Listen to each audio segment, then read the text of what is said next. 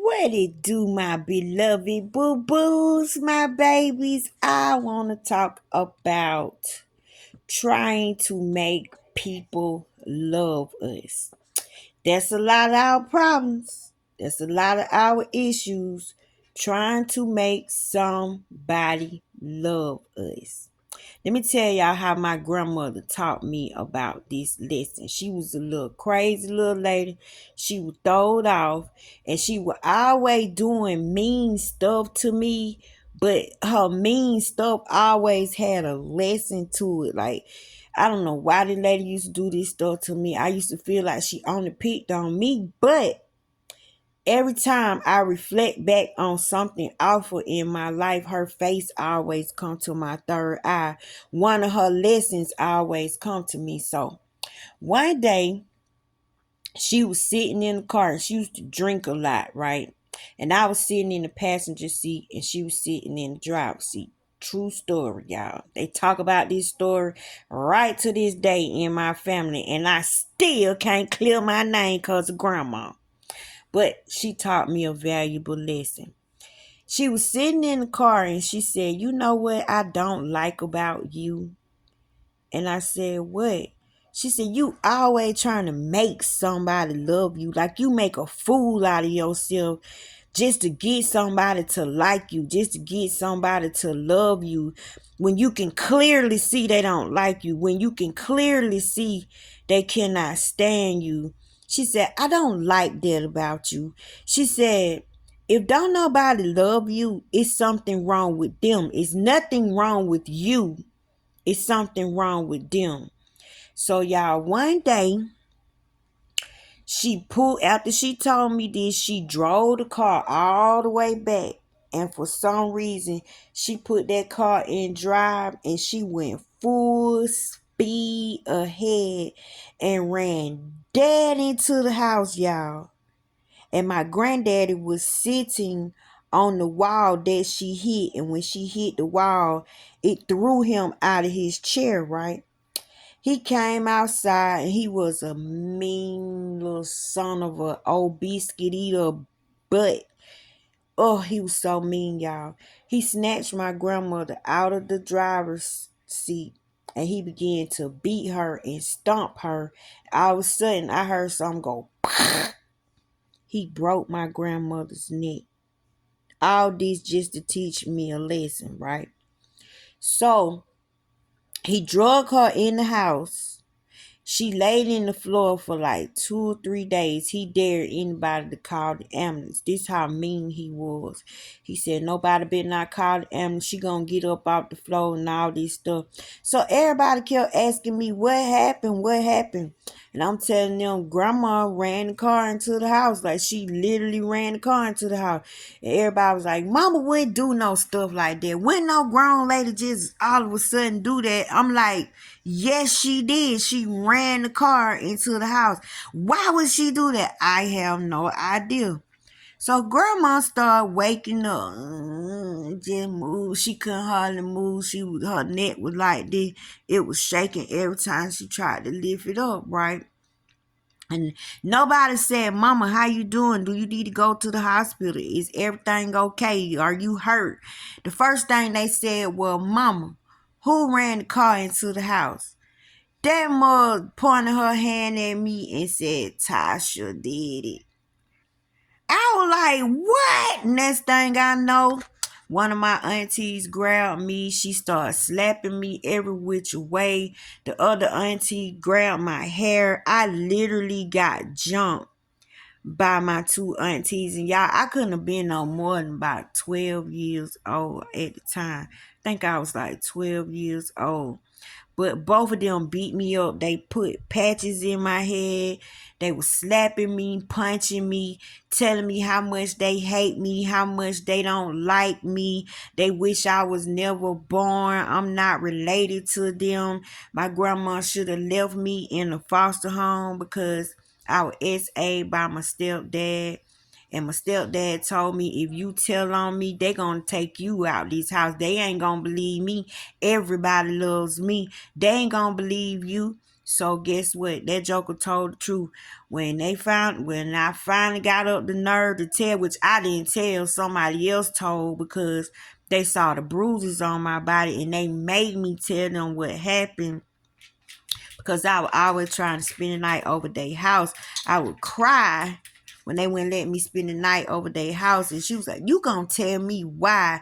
And she seen bite marks and stuff on me. So when I went to school, all I know, people came and got me, took me out the home, and I had to tell what happened. So I ended up going to a foster home. I stayed in a foster home about 3-4 years. My grandmother fought to get me out the foster home, but I had two aunties that couldn't stand me. They didn't like me, y'all.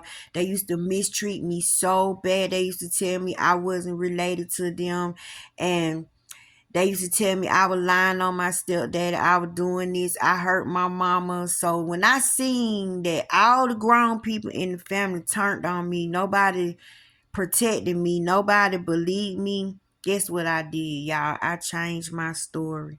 And when I changed my story, that made it even worse. They started saying I was messing with the little boys outside, and this is just like a whole bunch of crap. So then my grandmother came to me and said, "No, you gonna change your story back. You gonna tell the truth. I know he did that to you." And she gave me enough strength and the courage to do that. Well, the entire time that I had to live down there, even though I changed my story, I was known as the little lying little something. Nobody liked me. I messed up people's life. I didn't like my mama. I didn't want my mama to be happy. Just whatever lie of grown people can muster up, right? So I spent my years trying to get them to like me, trying to get them to see me, trying to prove that I wasn't a mean, ugly, lying, disgusting, fast, hot tail little girl. I was just an abusive girl that needed a hug. I needed somebody to love me so bad. And I didn't get it, y'all. I didn't get it. So my grandmother called herself teaching me a lesson by running the car into the house because she got sick of watching me try to get them to love me and get them to like me. So that heifer blamed that crap on me. I felt like she just like them jokers. I never could understand that lesson for nothing in the world. But what happened was they has begun to pretend like they like me. I felt like how I was trying to get them to love me. I was kissing, but I felt like, ooh, they do love me. They do like me. You know what I'm saying? They were being fake with me. But when she lied on me and them beat me up, they started confessing they hatred for me, saying I didn't deserve to be in their family. I wasn't none of my daddy child and all this stuff. The truth came out when they was beating me up, how much they hated me. And I guess she just wanted me to know that, to stand on your truth, no matter who don't like your truth or who don't like your truth. If that's your truth, that's your truth. Because if you redact on your truth, if you take your truth back, especially if somebody is hurting you, it's going to allow that person to keep on hurting you. It's going to put you back into the same dangers that you tried to escape, and it do something to you mentally, spiritually, and physically. Like it make you have low self-esteem. It bring on depression. I mean, it bring on all sorts of self-doubt. You know what I'm saying? So when my grandma did that to me, y'all, I had to end up taking care of her. Come to find out, she did have a broken neck, and she had to get one of them halo things in her, a little iron halo around her head, and she had to get these little screws in her temples and in the back of her head, and she had a body cast. Well, I had to take care of that heifer while she was trying to teach me a lesson, but the guilt from her doing me like that was so strong, y'all. I went through something real spiritual with my grandmother. And I got it. Why she was always on me. Why she was always after me. She was telling me she wasn't going to let nobody taint my goodness. She wasn't going to let nobody taint who I was. And she didn't want me to change who I was, no matter who didn't like it or who couldn't take it or who couldn't stand it. She said I was perfect just the way I was, right? So that was the lesson grandma taught me.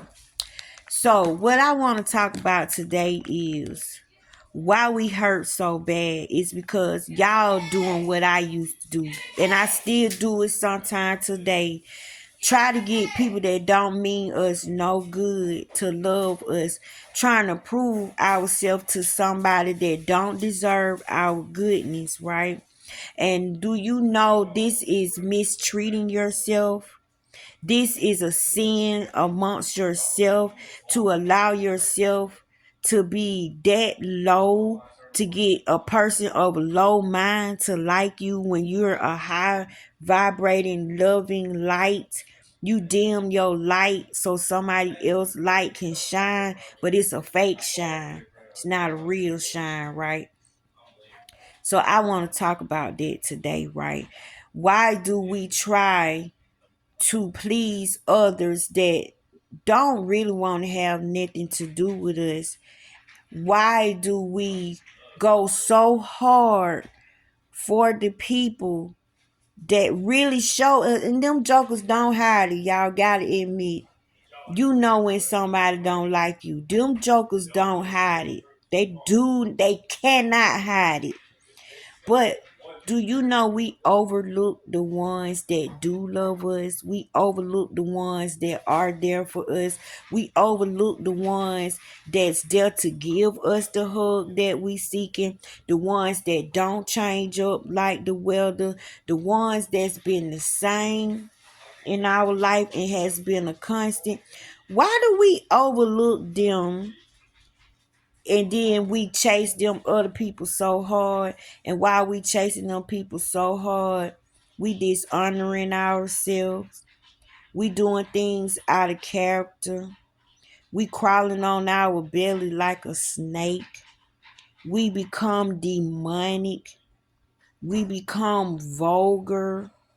We become angry and revengeful because we want to try to make that person see us. Don't do that no more, y'all. Don't try to make nobody love you. If don't nobody love you, they're not supposed to love you. And if don't nobody love you, it's something wrong with them, not you. From this day forward, y'all, we're going to stop hurting ourselves and bringing hurt amongst ourselves, bringing pain amongst ourselves, being focused on the ones that don't want nothing to do with us and showing us they don't want nothing to do with us. We need to start focusing more on the ones that do want something to do with us. The ones that you don't even gotta beg them to be there. Like you just turn around and they're there. Those people get overlooked. And y'all, I want us to stop doing it today. I thought about my life today and I thought about my support system and I thought about how much love I have around me. And then I thought about how I'm really focused, like, and I say I'm not, and I say I'm okay when I'm really not, but I'm going to be. I don't know if this the process, but because one person don't want me, because one person showing me that I don't fit their world anymore, one person doing disgusting, mean things to me to make me look this small when I say something or when I try to do something. But when I turn around, I got a whole crew with nothing but arms hanging out. I got a whole crew with nothing but words of encouragement. I got a whole crew that know when I'm feeling bad, they show up to make me feel better. But I'm not overlooking them. But for some reason, why am I focused on the one person that is clearly showing me they've had they feel with me? Like they don't want nothing to do with me. Just the mention of their name take me down a hole that's so deep, y'all. And it's because we look at the time we've been put in a relationship. We look at the things that we let slip when we should have been strong and stood up and stopped certain things. But we dealt with it because we called it love, because we called it keeping the peace. Instead of calling it for what it is, you've been getting abused the whole entire time. When somebody can take your good nature and turn it into a bad nature, somebody can take your sweet self and turn you into a sour patch kid. Cause that's what happened to me, y'all. And this one person, I want to get it out of my system. I want to move on from this person.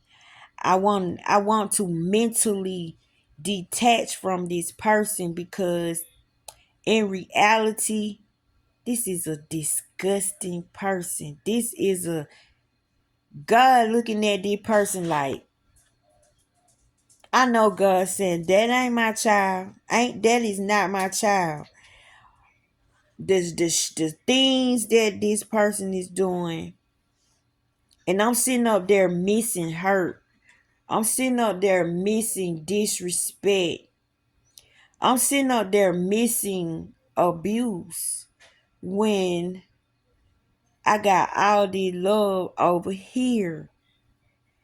Y'all, we're twisted in our thinking and we're twisted in the way we treat ourselves.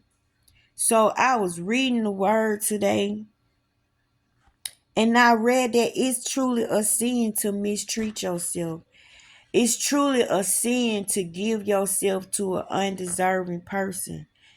God won't give you your blessings if you with a person that's undeserving of your type of blessings. Like you'll stay in the hole with that person and go through all the hell with that person because what God got for you, he don't want that person to have, and you won't get it until you leave that person alone.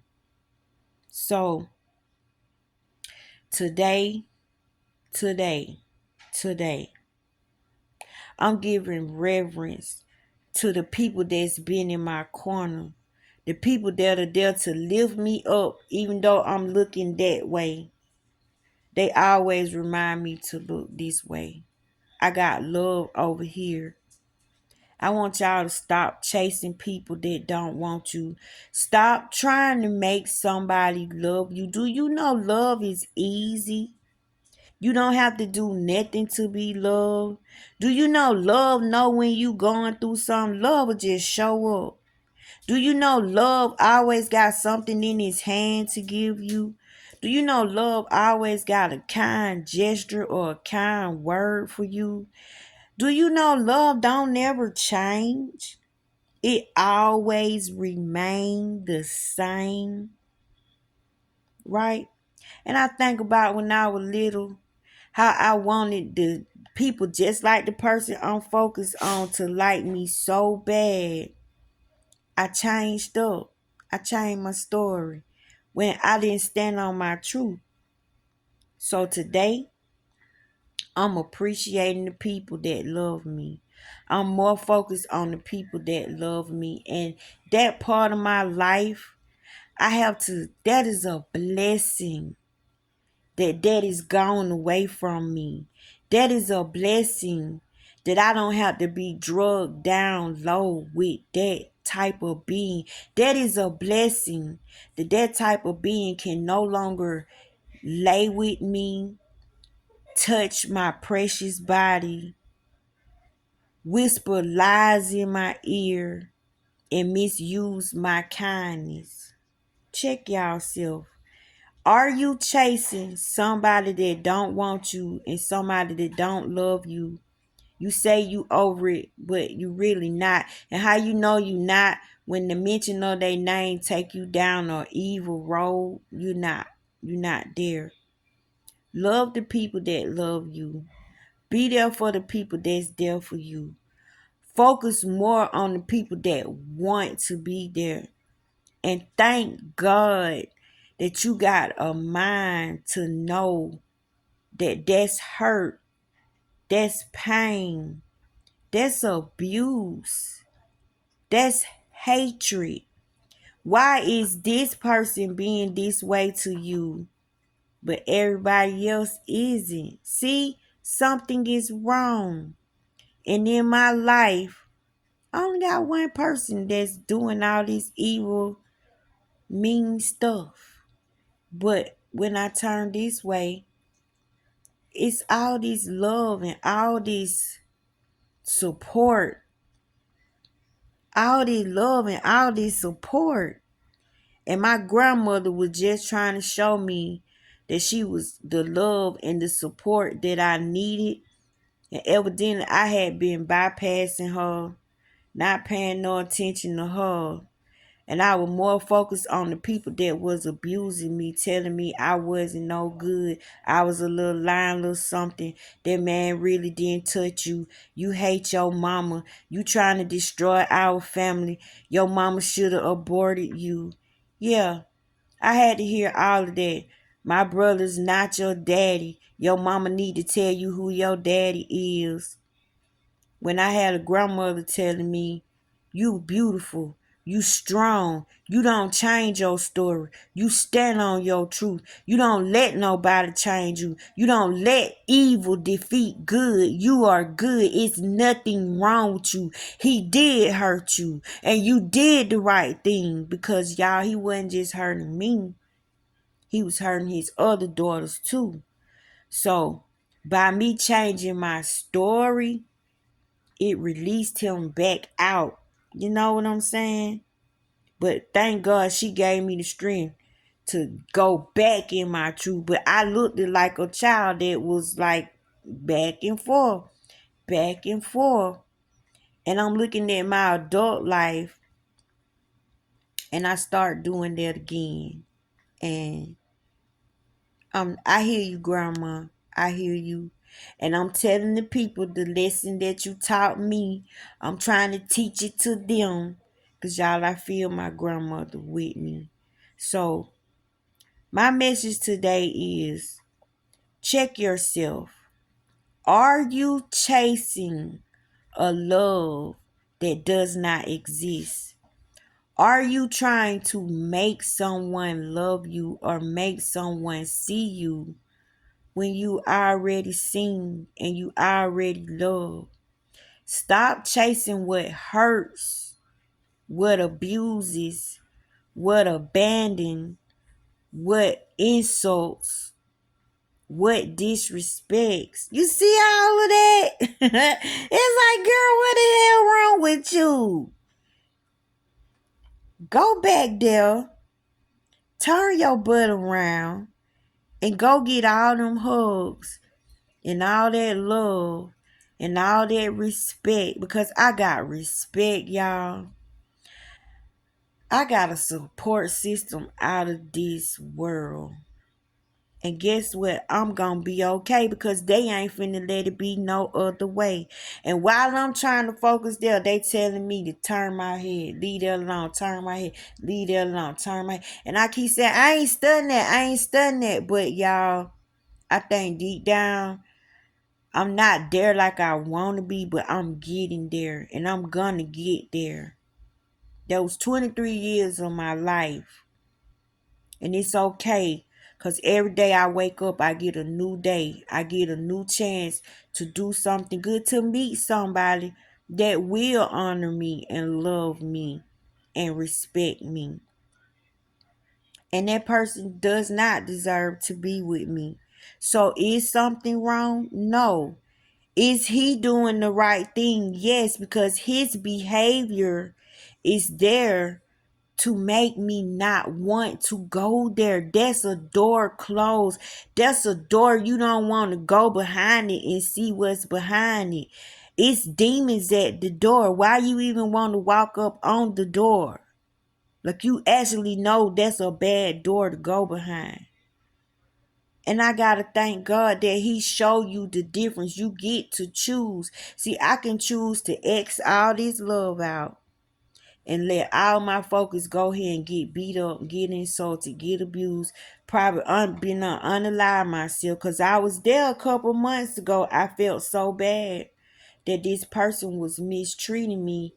I'm looking at it like they're actually doing something to me when they was actually doing something for me. My energy didn't fit anymore. So when you grow, that energy gonna kick you out. It's gonna bump your too good at two shoes self out.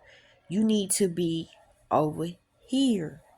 Now I gotta thank my grandma for that. Y'all tell my grandma thank you. She taught us something. So no more trying to make somebody love you. No more trying to force your way in a door, knowing dang on well you don't want to go into a door. And no more going to these spell making people trying to get your ex back, trying to make a lover come back. Because if they dogged you out and left, why in the hell would you want that back? Why would you want to put yourself back into the same hole? That's eating vomit. That's waddling in mud. That's not growing. That's you being afraid of being your higher self. That's you being afraid, accepting that you deserve something better. That's you being afraid to move on to something new and something better. You feel like you deserve what got rid of you or what didn't want you or what didn't work. Y'all, we got to stop looking into the past and look at the future. I got all this love right here, just right here at my reach. I ain't got no business trying to rekindle something or think I done did something wrong when it's happening the right way. Energy go where energy flow. My energy does not flow. My energy does not mix. That energy has every right to kick my butt out because I mess up what that energy got going on.